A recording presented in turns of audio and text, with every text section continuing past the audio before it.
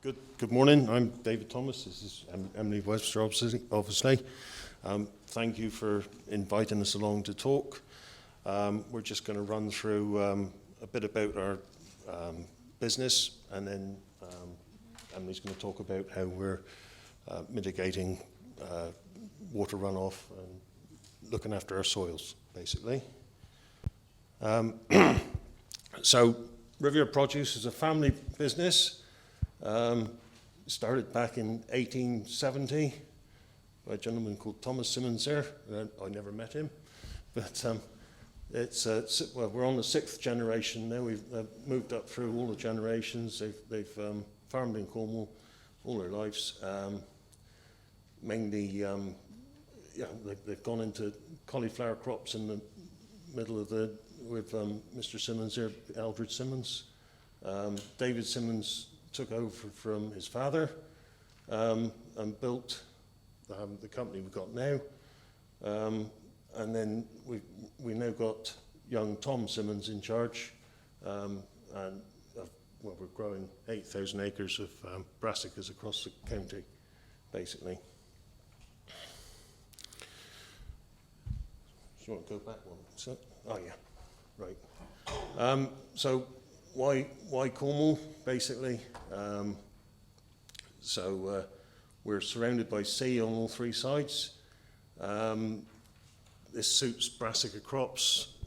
Cornwall's in the winter, the sea keeps our crops warm. They get affected by bad frosts, but the maritime climate we got in Cornwall is brilliant for growing brassicas.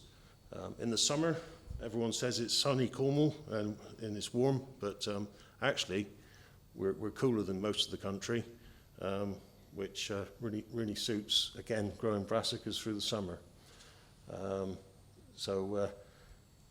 We got it's the warmer winters, the freely draining soils we're farming. It really well suited to what we're doing. Oh, I'm sorry. I can hear it. Sorry about that if you can't hear. So what are we growing? We grow cauliflower. We supply the supermarkets with cauliflower 12 months of the year.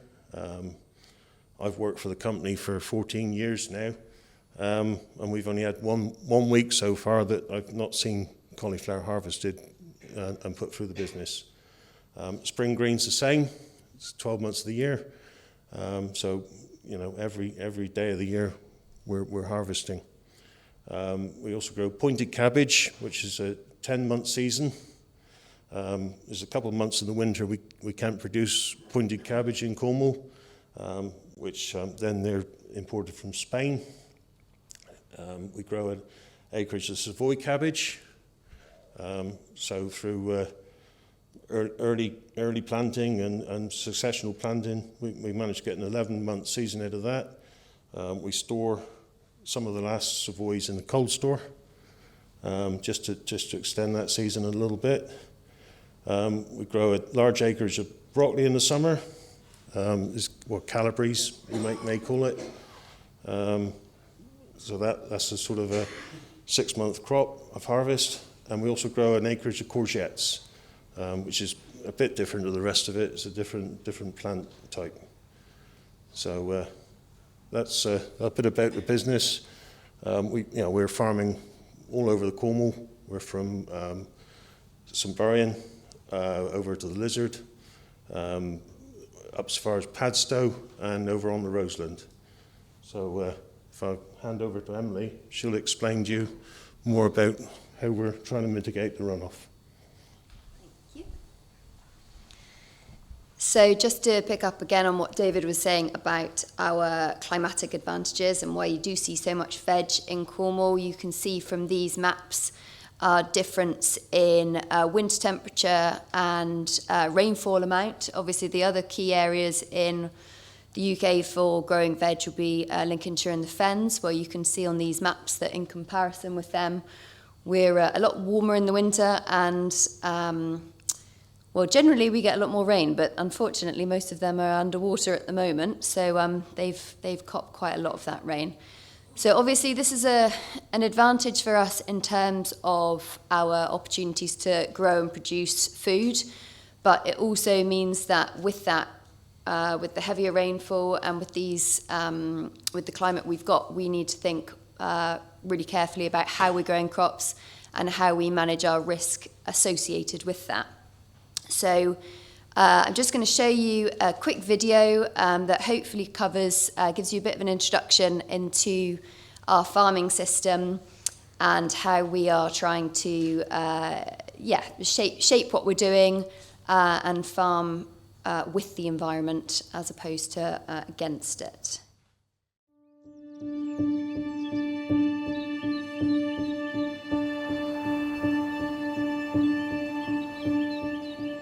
Over the last few decades, we've grown commercially on a large scale, 365 days of the year. Over the last 75 years, our agricultural production and our food production has greatly intensified. But we've reviewed our farming practices over the last 5 to 10 years, and we've decided to grow in a more sustainable and environmentally friendly way. And now we're kind of going back in time almost to older methods and older appreciation of how farming and the environment work together to grow more sustainable quality food. This soil's got to be right for generations to come, so we are actively trying to improve rather than deplete the soil health. So Riviera Produce is a family business. We grow just over 8,000 acres in Cornwall of brassicas and courgettes, and we supply the leading supermarkets throughout the UK. Soil health is important to all of us because everything we eat starts in the field somewhere. Soil health and fertility is really key for our business, and obviously we want to keep as many nutrients in our soil as we can. So we're using cover crops that are carefully chosen to lock in nutrients, to scavenge nutrients and to provide them for the following crop. For years we've followed the traditional cultivation techniques for growing vegetables, but over the last 5 or 6 years we've changed to a minimum cultivation technique. It means that we're not cultivating the whole field, so we're seeing huge benefits with our worm counts and just the microbial activity, which is helping to benefit our yields and just to produce better crops. Soil health has become a big talking point over the last few years. You know, we're looking at climate change, extremes of weather. We're growing cover crops, we're keeping the soil covered as much as possible, trying to even out the balance of the life in the soil, basically. We have been involved in trials of alternative fuels within our tractors. We've tried HVO and methane fuel, which we're really excited about because it lowers our carbon footprint and really makes us a more sustainable business for the future.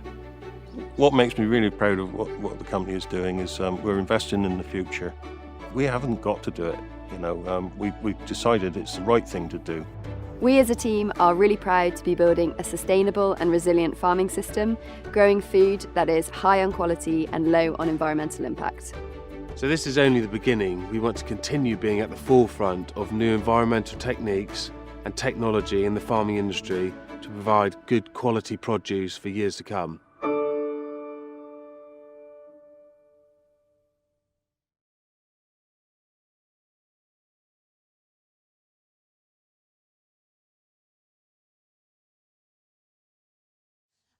But basically, the video shows what we've done over the last sort of 5 years is a movement from traditional cultivation methods where every acre was ploughed to now a strip tilling system. The focus of our business is obviously to grow vegetables and produce sustainable food. For one of those For that, we feel that it's really, really important that we look after our soil. We want our soil to be in improving state rather than a depleting state. So we are, to make this system work for us, we're using a lot of cover crops. We're using it's not, well, kind of a min-till system, but really there is tillage involved, but it is minimal soil disturbance because we're trying to constantly build our soil organic matter and retain soil cover. We don't want bare soils. And for us as well, obviously, this is has environmental benefits, naturally. But in terms of our business sustainability, there's also opportunities for us. We're hugely reliant on labour and workforce, and that's one of our key challenges. It's one of the key challenges of British agriculture. So if we can be more efficient in terms of our reliance on labour as well, that's also a benefit. It means that we have less tractors working in the fields. It means that we've got less investment in kit and tractors driving around. And we're seeing the benefits come through all the way to our crops. So, David, is there anything that I've missed from the video that you want to add to that? I think you've done a good job, Emily. Thanks. So, what do we want when we're growing our crops? So we want resilient soils. So that means for us, we all know that the weather, look at yesterday, look at what's been going on, the weather, we're experiencing more extremes of weather, whether that's heavy rain and storms or whether that's drought conditions.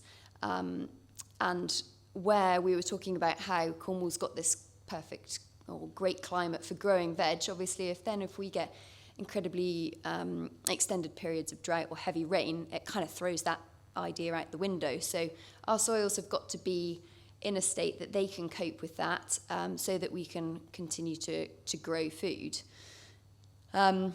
So we want them to be able to cope with drought, with heavy rain. We also want them to cope with machinery traffic. As David said, we're cutting cauliflower every week of the year. We don't want to make a mess. That's not what we're setting out to do. We want our soils to be able to take machinery traffic, but also Stephen mentioned about the move to larger equipment. One of the things we're always trying to focus on is actually having almost the smallest kit that we can get away with for the job, because that's less pressure on our soils. And through our resilient soils, we want really good soil structure, because we also want, as Stephen mentioned, we want the maximum absorption of the soil to take the rainfall, and we want really good organic matter. So healthy soil biology, so that comes into that as well.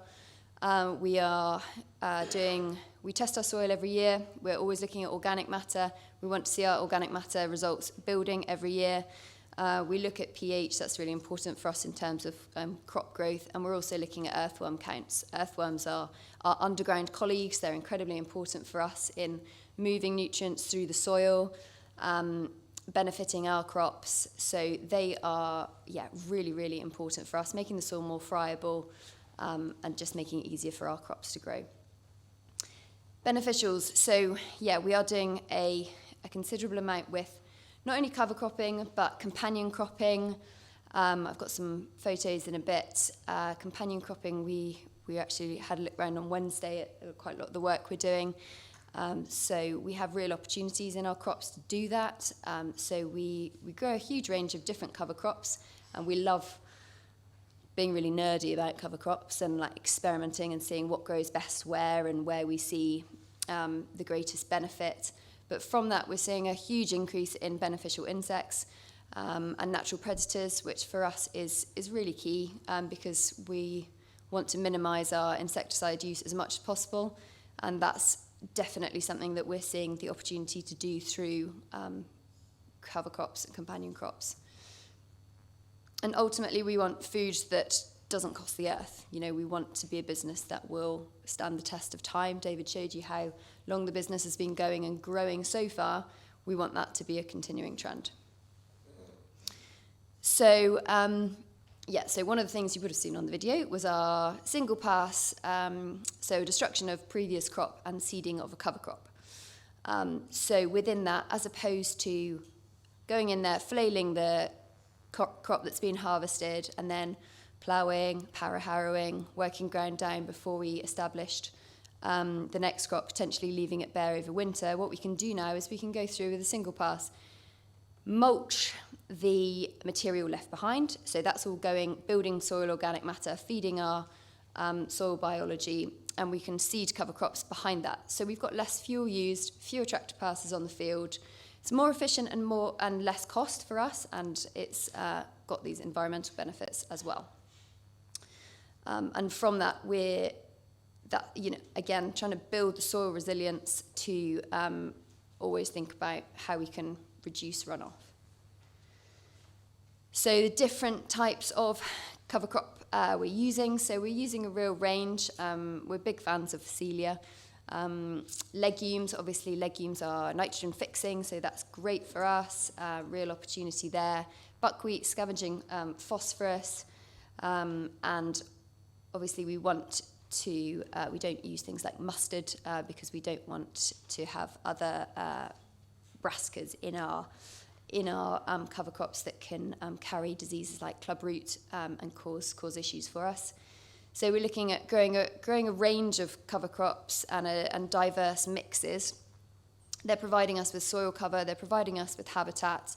We were talking about this again earlier in the week actually, we want to look at doing more wild bird counts, because we've seen a huge increase in small birds, and we notice it. We're out on farm every day seeing this, but we don't have figures on it as yet. And as I talked about, definitely an increase in beneficials. So for when we're actually establishing our crops, then we are lightly harrowing ground, and then we are planting with a strip till. No, is this the strip till planter? No. That's behind the strip till. Since this was taken, we've actually put the planter and the strip tiller together. So we're just using one tractor for two operations. But, it's quite an early photo. Yeah. So this is following the GPS-led strip till.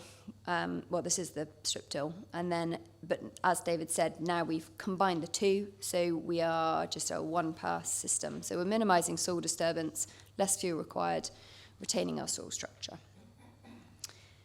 And then our in-field mitigation methods. So we've got our companion crops. So this is a crop of kale on the left. We're seeing huge benefits from that, and we're doing studies on our incidence of aphid infestations with the beneficials living in there and eating them instead, which is great for us. Buffer strips, again, that's in the kale, where we've got opportunities where we have tracks in crops. That's an opportunity to cover them, to have something living, to have something good happening, and also grassing out of tracks and headlands. So this is obviously a key pinch point, something we look at obviously when we're renting land, when we're looking at cropping land. We have risk assessments for all of our fields, and there are places where obviously if you're at a bottom of a slope and you're going to have tractors moving in and out, where we want to do things like the grassing out of tracks and headlands and cover cropping to minimise runoff in those potentially risky situations. Anything? Okay, well, I might be ahead of time. Well, that was the video, you see. The video is 2 minutes long. Yeah. Well, hopefully I've covered everything that was meant to be in the video. Thank you very much. Do you have any questions?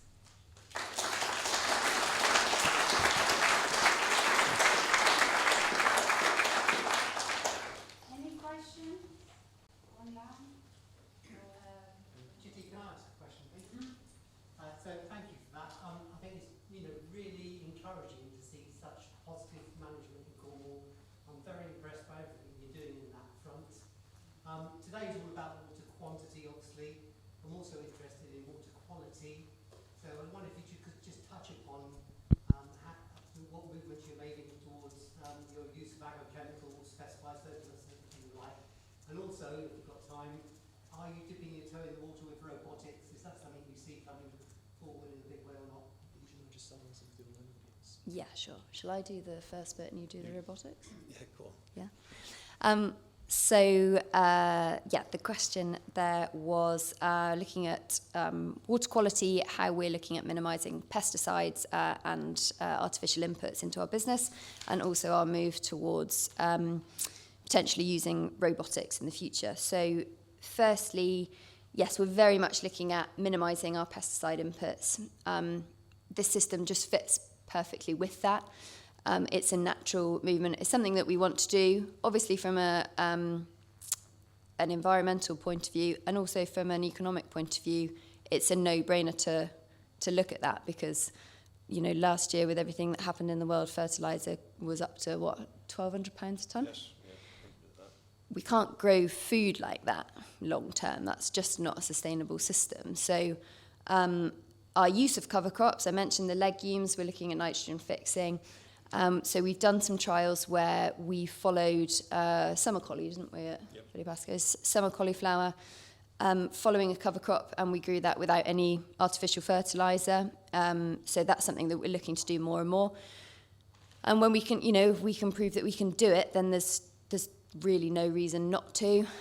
It fits in with all of our ethos, the business ethos going forward. It's what we want to do. Again, with our use of cover crops and companion crops, as I said, with the beneficials, you know, we're definitely looking at our use of insecticide. The chemical portfolio available to UK agriculture is constantly shrinking.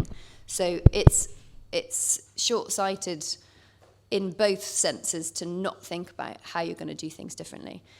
Because in a minute, you're not going to have that option anyway to fall back on. And also, you know, when you're growing crops, when you're walking crops like that and you've got a strip of Phacelia and it's absolutely humming with beneficials, the last thing any of us want to do is put a sprayer through it. So we are, really conscious of that, and we're working really hard on lots of projects within the business, looking at how we can minimise our pesticide use, minimise our fertiliser use. Oh, of course, yeah, I didn't actually mention that. So yeah, as part of our system as well, we don't use any herbicides anymore.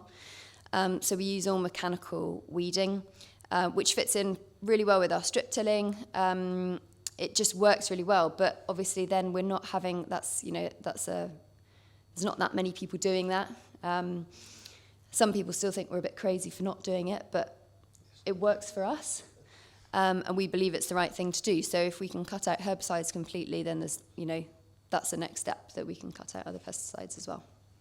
And David will talk to you a bit on robotics. You know, if you want figures on pesticide use, we've reduced pesticides by 30% in the last 5 years, and we've reduced fertiliser use by 30% as well through looking after the soil and introducing the cover crops. Robotics, we've been running 3 robotic planters for the last, we've had them for 3 years now. And we're now actively looking into laser weeding. Is our next big project. This again is trying not to use herbicides. You know, it's if you can zap a weed with a laser, why would you spray it? Basically, you know, we all eat this stuff. So the more chemicals we can knock out of the system, the happier we are, basically.